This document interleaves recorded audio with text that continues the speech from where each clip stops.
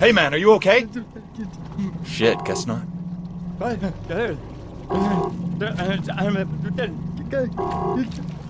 You're better off this way.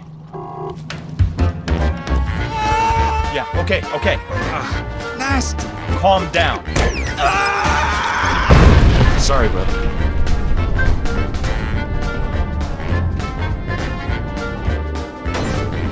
Oh God, what did I just do? Oh my God! Now you really did. Oh man. This game is pretty weird, huh?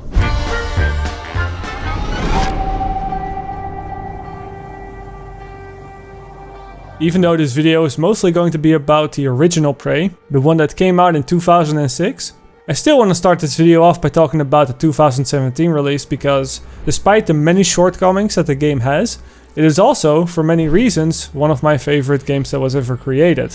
The short story of it is, for those that haven't played it yet, is that you're stuck on a space station called Talos 1, which is infested by aliens, which also happen to be able to change shape of objects around you, an ability that you'll get later as well. But I'm getting too far ahead of myself. Today is Monday, March 15th, 2032. You have a 9 a.m. appointment with Alex in his office. There is no duration set for this meeting. There is a 3 p.m. meeting in TranStar Conference Room A to greenlight research and development plans. Please confirm your attendance prior to arrival. The most recent test results from the Psychotron. Good morning, Morgan. Today is Monday, March 15th, 2032. You have a 9 a.m. appointment with Alex in his office. There is no duration. Good morning, Morgan. Today is Monday, March 15th, 2032. You have a 9 a.m. appointment. When you start the game, you actually begin on Earth, and you're preparing to go to space. At least, that is what the game makes you believe. Yeah, that's hilarious. You'll soon find out that you're already on board of the spaceship, and you've been reliving the same day over and over as a human test subject. The day that you break free is also the day that those aliens broke containment. So your job is really to find out what happened and why. And of course, in the meantime, survive. Looks like we have some tests to run. And I know it sounds and maybe even looks a little bit cliche. We've all seen aliens in space before, or the typical amnesia type of excuse that developers use to make the player learn about the world the same time that the character does, because if the character doesn't remember anything, he sure has to ask about everything when he meets other characters, right? Alright then, looks like I need to talk slow and use small words. But the reason why Prey stands out so much to me is because of how convincing its world building is, and how much of that world building ties directly into player progression. Talos 1 may seem a little bit empty at first. You know, you will not see any humans to begin with, but every single one of the 251 people on board at the time of the outbreak had a job, had things that belonged to them, might have had a relationship with other employees. They might have even had secrets and hid things around the station. Some characters are obviously a lot more fleshed out than others, but the station feels very real, it feels very lived in. And if you wanted to, you could search and track down every single one of those people. Although, most of them are dead according to their status. You can still find their bodies though. I'll take that, thank you very much. But yeah, what I like about this game is that oftentimes when you have to overcome obstacles, you have to think as you would in real life. You need access to a specific area, but it's locked off. Find the body of a colleague who had access and rip his keycard. Need medical supplies? Head over to the med bay. Need to get to a specific area, but due to the damage on the ship, you'd be electrocuted? Turn off the power. The same goes for all the optional objectives or even the secrets in the game. In other games, I really don't care about getting the collectibles. They're usually nothing more than papers with a picture or some audio logs. And in Prey, it is usually also just a picture or some audio logs or some writing. Except Almost everything is also a clue, which can lead to some real rewards that will permanently boost your character. One example would be to watch an optional video file of a not super important character, and if you wait all the way into the end of the video and like look at it from a different angle, because these videos are like 3D, you'll be able to see him place his cup on a scale, which then opens a secret door in his lab. If you go to that lab, you'll be able to find his cup somewhere, place the cup on the same scale, and that will also unlock a vault, which will give you the keycard to his sleeping room. And this in turn gives you more stuff, more neuromods, more upgrades, that sort of thing. You know, people on the space station are sending emails to each other because they have lost their keycards, or because they took supplies from X to Y location, or because they changed the code for access to a specific door. And even things as simple as finding a snowman made with the glue cannon in hardware labs should tell you that the people working in hardware labs had glue cannons. And if you find one of their dead bodies, you will often find glue cannon ammo or the whole gun. And I think this really forces you not to just skip over dialogue or skip through all the things that you pick up, because more often than not in other games you just want to skip through everything to continue with the story. Here you'll find that you'll actually go through it faster if you pay attention to these things, because you'll often find solutions to the problems that you have to solve to progress anyway. And as a result, you'll end up feeling really immersed into this game. Hi, Daddy! Happy birthday! I made you a present, but you'll have to open it when you get home because your company has lame rules. Oh, Ren peed in one of your cowboy boots. Sorry. I really miss you. Tell Mr. Yu I said kids should be allowed in space. Well, I guess that's all for now. I love you. Mwah.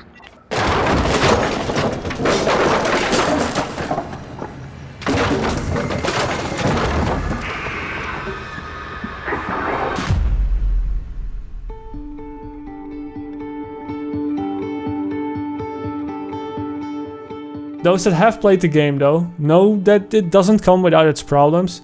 You know, you will sometimes accidentally glitch out of the map, only to fall to your death and then be reset to the latest time you saved, but you saved, I don't know, what is it, 15 minutes ago, so now you lost a whole bunch of progress. Or the game can even misdirect you sometimes. For example, if you by accident happen to find a quest item before those quests are initiated. An example was when I was told to look for a water pressure regulator in one of the greenhouses. It's part of one of the side quests, the one with the cook. When I got to the cook, I already picked up that item because I had level 3 hacking and I just hacked into the greenhouse before I got access to it. Despite that though, the objective marker still told me to go look for that item on the greenhouse.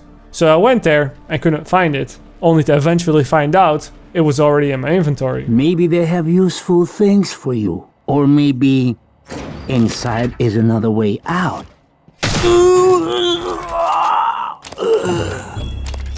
You're better off this way. The combat also feels kinda janky sometimes. It definitely doesn't feel right at the start when you don't have any Typhon abilities. And the hacking skill, as I already said, is basically just the end-all be-all solution to almost every problem. Cannot open a safe? Hack it. Can't get into a computer? Just simply hack it. Don't have access to a certain area of the station? Simply hack the door. It doesn't always work, but hacking circumvents a lot of the clues or creative ways to do something or to proceed. So once you have hacking level 4, you end up skipping through most of the clues again because you don't really need them. My computer. Another video. Give it a look and we'll talk. I'm sending you the password, assuming you haven't hacked your way in yet. The game also drags on way too much towards the end. Once you get powerful enough, once you can sprint super fast, jump really high, once your guns do 1,000,000 damage, you aren't really afraid of the aliens anymore, and you basically have all the items that you could ever want from all the areas, so there's no reason to explore every nook and cranny because, well, you've already looted everything. It's not like things respawn once you exit and re-enter an area. What this means for the most part is that you just want to sprint from place to place to get from objective to objective.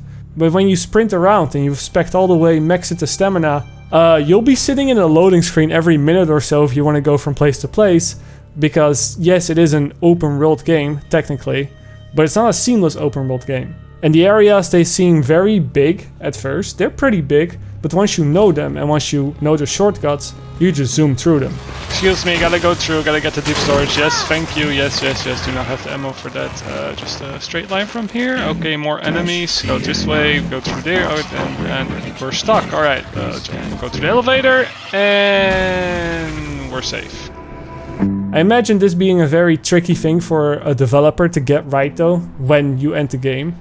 If you end the game too early, or slightly before the player gets the upgrades that he's been working towards all game, I think that can leave players dissatisfied. But then letting the players play around with all those skills for just a little bit too long means that the game kind of falls flat on its face. Because the enemies, they're not really a threat anymore, and you just want to get shit done.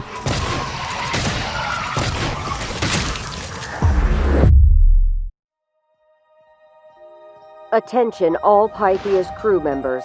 This is an emergency broadcast. Please report to designated escape pod stations and prepare for evacuation. There's a DLC for Prey that's called Mooncrash, and with this they actually fixed a lot of the issues that a lot of players had with the original Prey. The DLC is a standalone, you need to have the base game in order to play it, but it's a completely different thing. It's almost like a rogue-like experience, and the whole story is that you go on a moon base with 5 different characters that each have their own skill set. The goal is for all 5 members to escape, but for one character to escape, well, you'd probably need the skill set of another character. There are so many ways to escape, some of them are easy, some of them are difficult, and some of them require multiple characters to set it up. Only if you die or escape with one character, you get to play the next character. So you have to like build up the moon base and think ahead of time of what you want to do and where you're gonna go with all the other characters. And if you fail or fuck up, you basically have to do it again. Go here, open this door. That's a big one. That is a very big one. But look. He can't really do anything because I think he's way too big to get through the door. So I can do, okay, he can get through the door.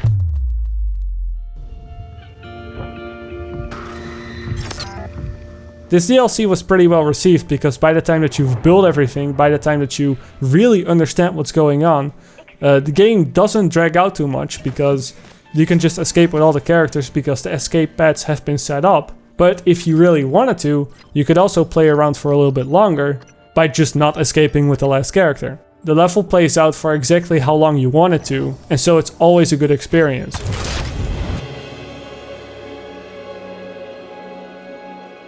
But that's enough about Prey, the 2017 version at least. Because before that, there were actually 2 other Prey games. The original one from 2006, and then Prey 2, which got cancelled in 2014. Now, I actually remember looking forward to Prey 2 quite a lot. Not because I was such a big Prey 1 fan and I desperately wanted a sequel, but more so because I looked at the trailers and I saw a GTA type game in the very far future, which I still feel like is a hole in the video game market to this day.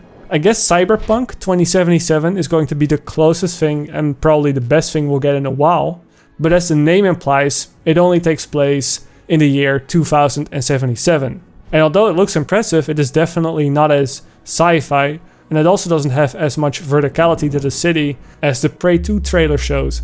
Although, there's a big difference from the trailer and the gameplay footage, and I can understand why it got cancelled.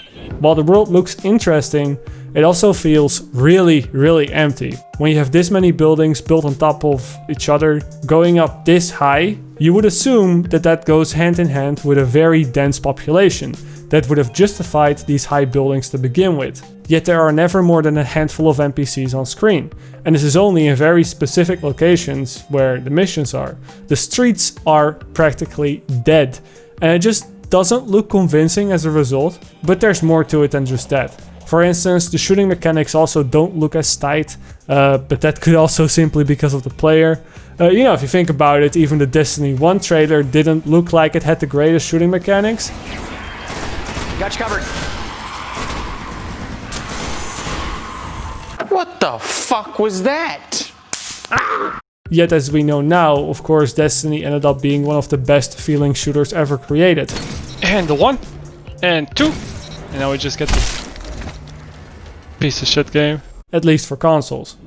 Of course, a lot of the things in this trailer could be brushed off with the notion that it was very much a work in progress, and this is something that we'll truly never know, because the game will never be released. I just thought it looked really rough and unpolished. You know, I like the idea, but not the execution from what I'm seeing here. Which leaves us with just the original Prey, which is, as the title of this video suggests, a crazy mess of a game. Something that the developers behind Prey loved to do is mess with your head. There are basically two gameplay mechanics that stand out quite a lot, especially if you keep in mind that this game came out in 2006. The first one is the use of world portals, and the second one is dynamic gravity. Now, if you've played some custom Portal 2 maps from the Steam Workshop, you are probably already familiar a bit with world portals. They are responsible for the confusing puzzle rooms that essentially create new spaces out of seemingly nothing. They work by teleporting the player to a different position, but without any yellow or blue circle around them or any sound effect, and they essentially try to make that teleportation seamless. There are plenty of videos on the internet that show off how these type of things are done, so I'm not gonna go into that too much. I just want to tell you that Prey has a lot of these, and what makes them so confusing is that in Prey there are also one-way portals, so you can go in one way but not the other. A good example would be this hallway section, where you're supposed to backtrack a bit at one point in order to proceed. But you can only do that by on purposely going in the wrong direction. If you just move forward here, you will never ever arrive where you need to go, because you'll just be teleported back over and over and over. Even though if you don't realize that, it looks like you're just trying to catch yourself in a bunch of hallways. If you were to look around and go through the hallway backwards, you'll see a door spawn behind you that you can use to exit the hallways. The game is filled with things like these, as well as with normal portals that look very much like those of the Portal game. You'd almost think that they just straight up copied it, except Prey came out 1 year before the orange box was released. So the second weird gameplay mechanic is the dynamic gravity. Throughout the game, you will constantly find these mini moons or mini rocks that have their own center of gravity and will pull you towards them from every orientation. Now, this alone is not that spectacular, or even the first time for a game that came out in 2006 to do that. Ratchet & Clank 3 Up Your Arsenal, for example, already played around with this idea in 2004. You have a whole level that's basically one of these mini moons, where the center of gravity is still in the middle, and you basically just walk around it. And Ratchet & Clank also had the gravity boots, which was fun to play around with on that one sewer level that I really don't remember the name of. So, dynamic gravity, not that unique in terms of gaming, not even in 2006. But what makes it unique are these plates on the walls and the ceilings that can be used to alter the gravity point of an entire room. Now, this is usually pretty tricky to do in video games, even in games that come out today, and most modern games that have something like this usually fake it in some way.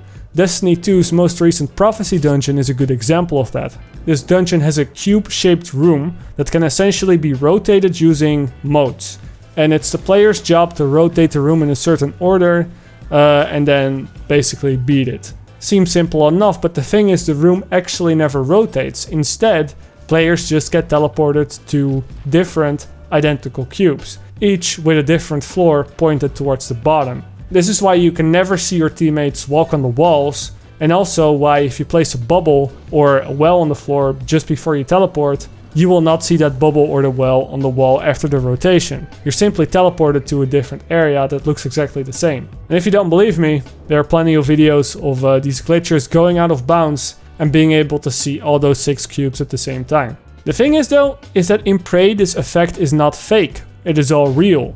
You shoot one of these green things and the direction of the player's gravity will be going towards that wall.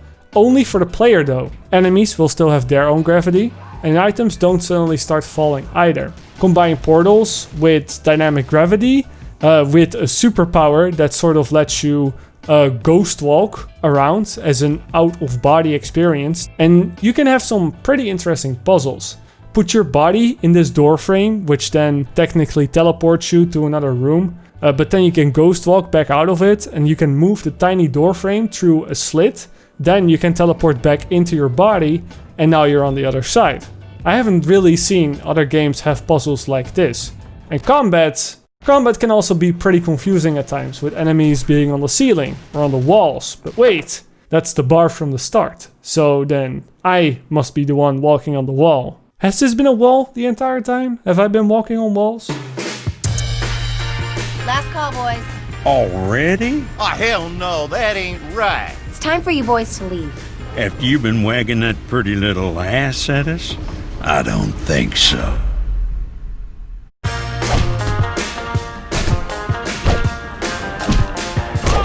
Now you...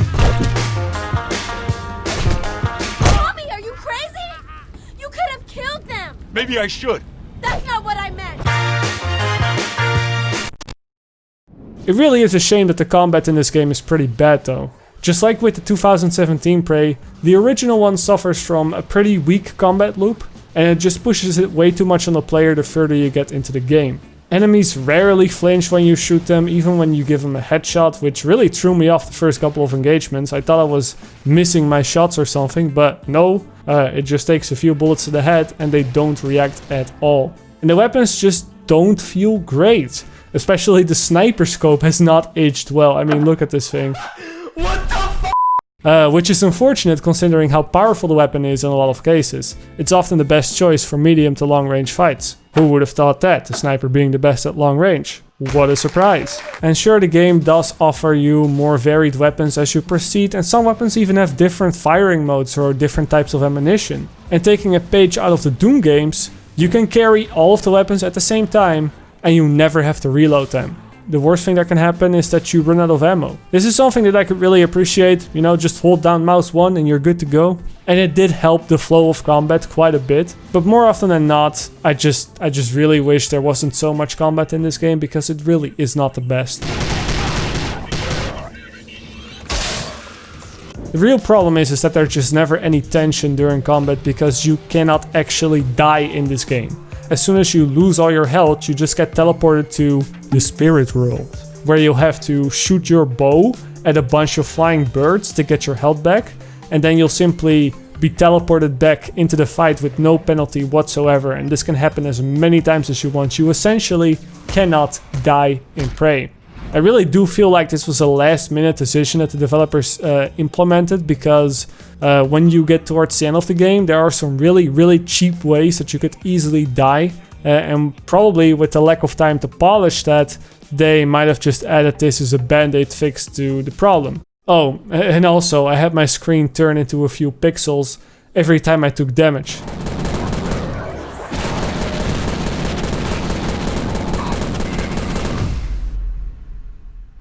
This is definitely a bug though, probably because I adjusted some of the game files to actually get this to play in 4K. And this definitely affected my combat experience quite a bit, so maybe I'm being a bit harsher than I otherwise would have been, but I just really didn't enjoy the combat, especially not once you get in a vehicle. Oh yeah, true, this game has a vehicle that you can use to go around place to place. It's introduced about halfway into the story, and I just wasn't a big fan of it. As soon as you get in a ship, all the fun gameplay mechanics disappear, because you only have one weapon instead of 7.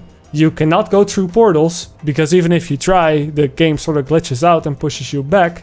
And the going out of body thing doesn't work, just nothing works. You just fly around and shoot stuff, it's just not interesting. Every time I got in a vehicle and Prey, I wanted to get out as soon as possible. It's funny, because I haven't really seen a game before that has so many good things about it and then so many bad things about it at the same time. On the one hand, you have experiences with mechanics that you will never see in other games. On the other hand, some of the more basic stuff that other games do so well, this game just does so poorly. The story itself is actually a perfect example of that. On one hand, the game is brutal, like extremely brutal. Hang on! I'll try to stop this thing! Go! Now! I shall await you! In the land of the ancients! Oh my god, no! But then a huge part of the story is also about the spiritual side of you. The whole thing where you can be reborn after dying through the spirit world. I mean, some people like it, I guess, but the writing on it is so bad. There's this moment where once you get far enough into the game, you're sent back to the spirit world to get a new power. You get a little bit of a health bonus or something. And then the aliens also invade the spirit world. Like, what?